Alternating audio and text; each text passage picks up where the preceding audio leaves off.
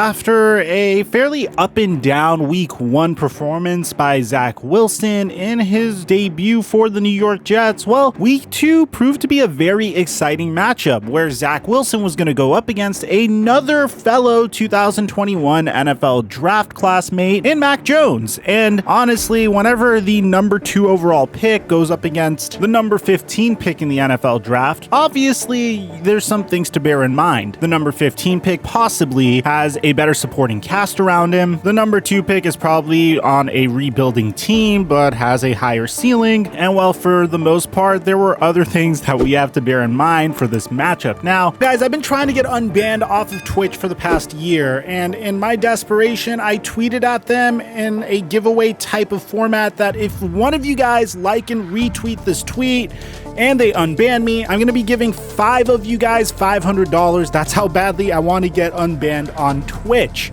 In addition to that, I made a gaming channel called Mikerophone Gaming. Yeah, I figured this is something you'd be interested in, especially if I don't get unbanned on Twitch. So if you want to see me making gaming content, check me out on Mikerophone Gaming. And let me know if you want me to play any particular games on the channel in the comment section down below. Now that we get all that out of the way, break!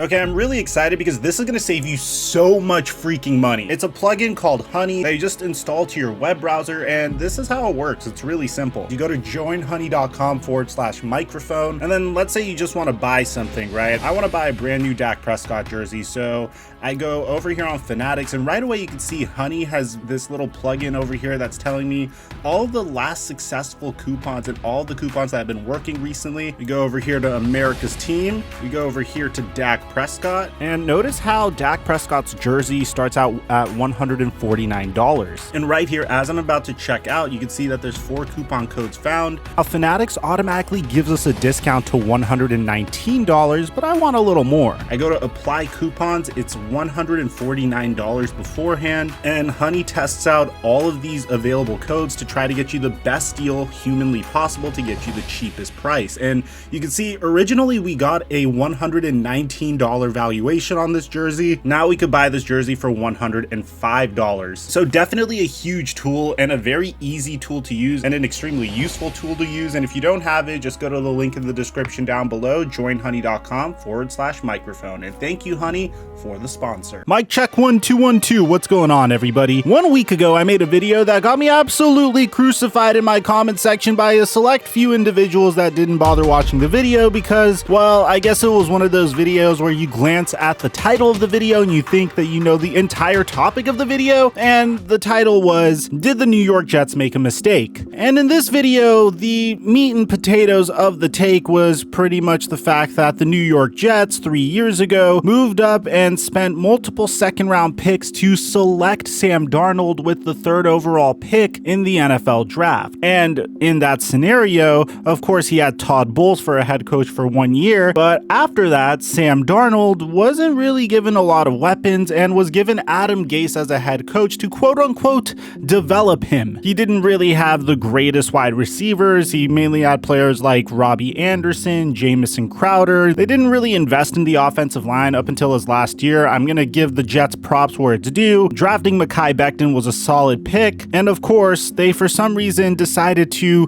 break the bank on a running back in Le'Veon Bell before other aspects of their team were fully formed. And the argument was that they're pretty much doing the same thing all over again with Zach Wilson, all because there's a brand new front office coming in. Now, I want to go out and say that I really like the coaching staff of the New York Jets. I really like the fact that Mike LaFleur is the offensive coordinator for the New York Jets. If he's anything like Matt LaFleur, then I think this team is going to be okay offensively. I do believe in Coach Robert Saleh. He seems super passionate, and in the past, his defenses seem to have done really well, and the San Francisco Francisco 49ers defense hasn't really looked nearly as stout now that he's gone. Of course, they're still remarkable, but they're not nearly as amazing as they were during the Bob Saleh years. Now, with all that being said, after 2 weeks of watching games, we kind of got an idea of who was to blame for the Sam Darnold experiment failing. I mean, what happens when you take a fairly high upside player who's only 24 years old, who had a rough first 3 years in the NFL because he was being mismanaged, and trade him for literally pennies on the dollar? If you saw the return that the Jets got for Sam Darnold, you'd understand why I believe they should have traded the number 2 overall pick and build around Sam Darnold, as opposed to pretty much having a team that's developing fairly well but isn't really where they need to be to have a quarterback take them over the hump, at least in my opinion. But in Sam Darnold's case, he's now in a situation where he has weapons. His old buddy Robbie Anderson's there, DJ Moore is there, Christian McCaffrey's there. They drafted Terrace Marshall Jr. as well to give him an additional weapon, and the Panthers defense is really freaking solid too. But on top of that, he doesn't have Adam Gase coaching him anymore. He has Matt Rule, who so far, at least from my perspective, seems to be a fairly solid head coach. It's just crazy because I've said multiple times that a player's surroundings definitely could make or break a career. You could put Patrick Mahomes on that New York Jets team, and I would be convinced that they would have potentially wasted his talent. He'd be a gunslinger that would be throwing interceptions all day. I mean, think about it. You take Patrick Mahomes, you remove Andy Reid, one of the most brilliant offensive minds in the entire NFL. You get rid of Tyreek Hill, you get rid of Travis Kelce, you get rid of their Olympic speed running wide receivers. Tyrann Mathieu goes away, Chris Jones goes away. I'm not about to list each and every remarkable player on the Kansas City Chiefs, but you get what I'm saying. And Patrick Mahomes probably wouldn't be Patrick Mahomes. And I'm not saying Zach Wilson is bad here, because the game he had yesterday literally mirrored a game that the New York Jets had versus the New England Patriots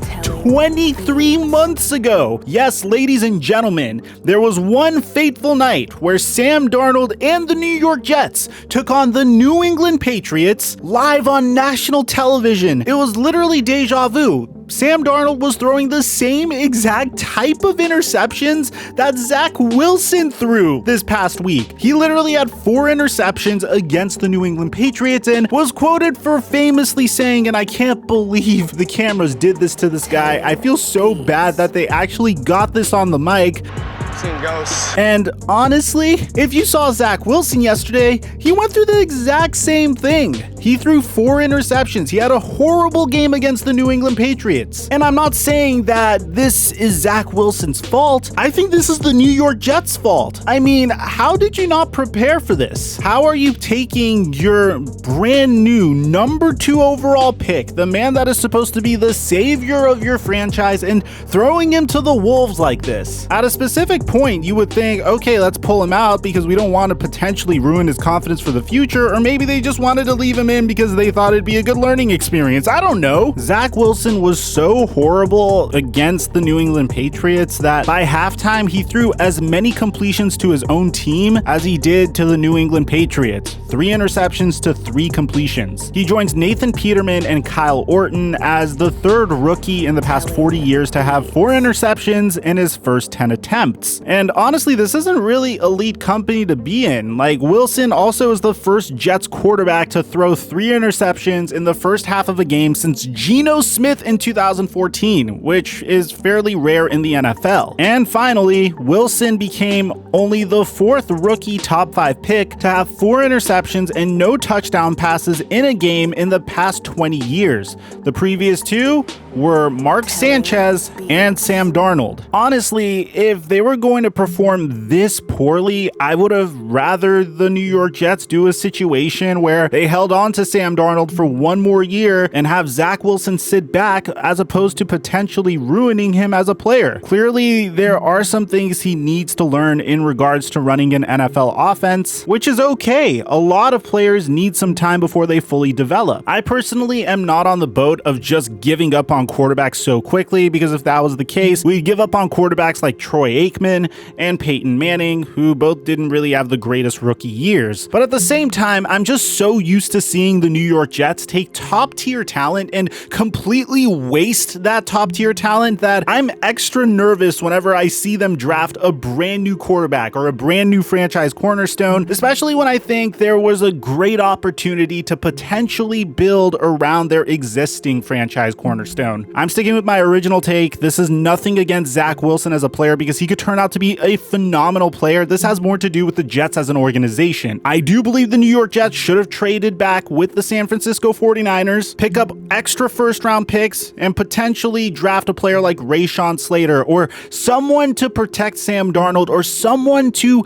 at least make Sam Darnold more comfortable in that Jets offense instead of saying, oh wow, we drafted a quarterback 3 years ago. We didn't really give him much of an opportunity to succeed. His best player was Le'Veon Bell, who didn't really have an offensive line either. Well, let's just go ahead and do it all over again with a brand new front office. I bet you things will be different this time. Because with all due respect, Jets fans, it's never different. Zach Wilson has all the talent in the world, but if you don't put him in a situation where he could harness that talent, then what's the point? It's another wasted top 5 pick that you guys spent on a quarterback that didn't really have the tools to succeed because the rest of your team isn't developed yet. And until the New York Jets understand this principle, they're going to be consistently in this revolving door of drafting high-end quarterbacks, giving up on them way too early, and hopefully their quarterbacks end up the way Sam Darnold did, where a head coach and a front office recognize that this player that is quote-unquote damaged goods could be had for a bargain and puts him in a situation to succeed. Let me know in the comment section down below what you guys think. For all you know, Zach Wilson could turn it around this year, and if he doesn't turn it around this year, he could turn it around in 2 years or 3 years. That's not my concern. I have no problems with Zach Wilson as a talented quarterback.